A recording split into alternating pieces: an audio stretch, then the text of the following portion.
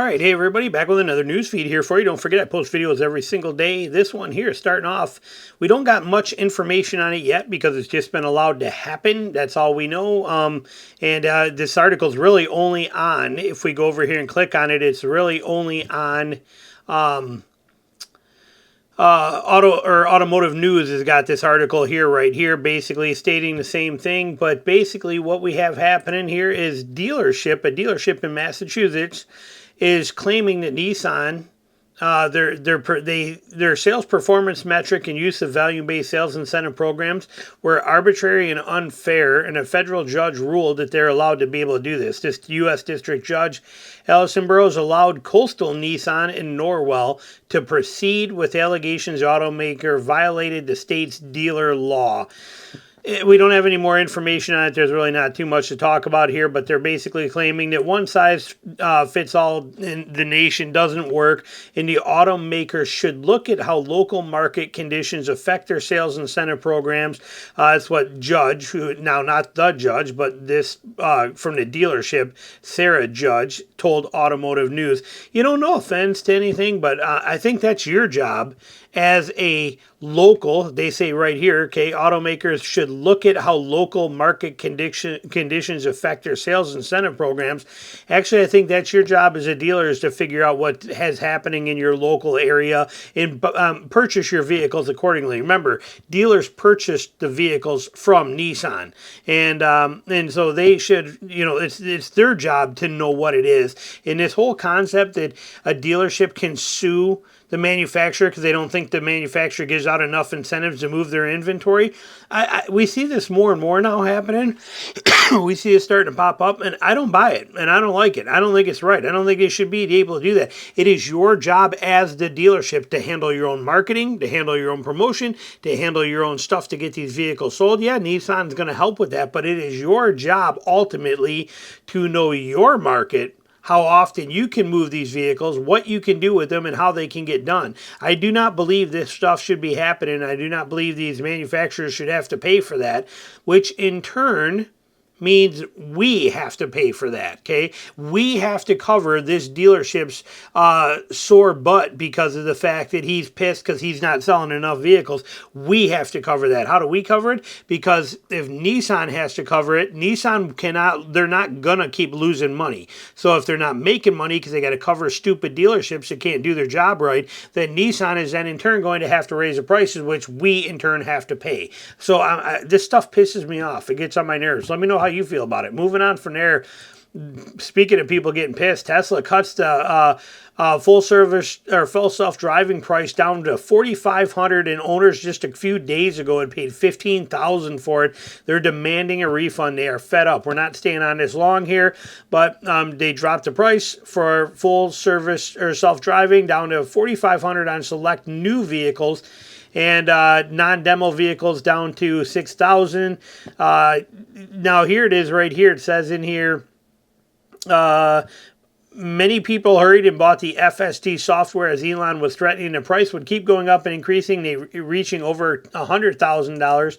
Tesla was charging $15,000 for anyone to purchase FSD last year. And here it is right here. It's pretty crazy. It said he understands that this is arguably angers Tesla owners who paid as much as $15,000 to purchase the full self-driving software. One owner who plopped $15,000 down said Tesla should at least offer these owners store credit for the difference to make them whole. Some of these people who did this, had paid this stuff, had only been a few days difference, and they're pissed, you know, from when they paid this on here. It said that in here someplace.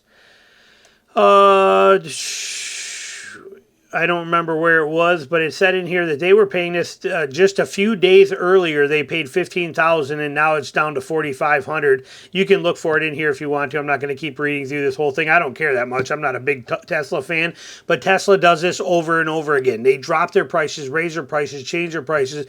They do this stuff all the time, and it's near impossible to have any value in a Tesla vehicle because they keep playing these stupid games with them. You get screwed over all the time. So not a big fan of how any of this stuff works. And it also leads to another video that I either had out already or coming out, which is the whole issue with the digital window stickers coming too. Dealers will be able to pull the same crap that Tesla does here at any given time they want to and change a window sticker, where a window sticker, a Moroni sticker, was always a set in stone produced by the manufacturer. Now dealers will have the ability to adjust and change prices from something from $10,000 to $4,500 or from $4,500 to $6,000 at a whim. Pretty ugly times with all the stuff that's going on here. And like I said, if I was a Tesla owner, I'd be pissed if I paid 15 grand for this. I never would. Full self-driving supervised, why would you even have this? I think full self-driving supervised means that there's actually somebody in Tesla that watches your vehicle drive for you. I think that's the whole purpose of how this works, but stupid. The whole thing is just getting out of hand. Moving on from there, the last one left. If there's ever been a reason to buy a Toyota Tacoma, which, like I said, the Tacoma is a great looking truck. It's a nice truck. It's doing well. It competes well. It's got some teething issues first time out. Which one doesn't? But it's a good truck, and they're starting to realize their pricing structure is a little high, and we're starting to see some pretty good rebates on them, making it a pretty decent buy. But this is number one right here. It is the last truck made in America that you can get in a manual transmission. Okay, this is the only one left. Gladiator was here until 2024. They dropped it for 2025. It is gone. This is the last pickup truck you can get in a actual manual shift stick setup here. So there's no other option out there. Now that alone makes this truck pretty significant. Hopefully Toyota keeps it. I heard rumors at the beginning of earlier this year, like in the January, February timeframe, that Toyota wasn't going to keep the manual for 2025. It was only going to be around for 2024, but it looks like they are going to keep it and hold it here, and it is your last standout option if you want one, and probably a good buy. Probably something to get. That's, the fun factor of a manual is pretty incredible. Now you can still get like the Jeep, and I believe even a Bronco can still be had in a manual. So there's options out there for some cool vehicles, but in a pickup truck, this is it. They got rid of the Ram when they ditched the Ram ditched it in their 2500 series, 3500 series. It was a bummer. There's just it's fun to drive. Now, that said, this setup right here is the ugliest manual system that I've ever seen in my life. This leather boot necked up like a turtleneck is absolutely, I do not like this at all. They should have made this a rubber boot like in the old days, accordion style, drop down low, let there be a nice polished black, shift rod here. And this is ugly. This thing is just not good looking at all. And if you ever drove a stick, usually like on your downshifts, you kind of grab the handle like this and bring it down. It was kind of cool to hold that, feel your shift rod in there. This thing, like I said, this leather boot thing, I don't like this like that at all. That makes no sense to me.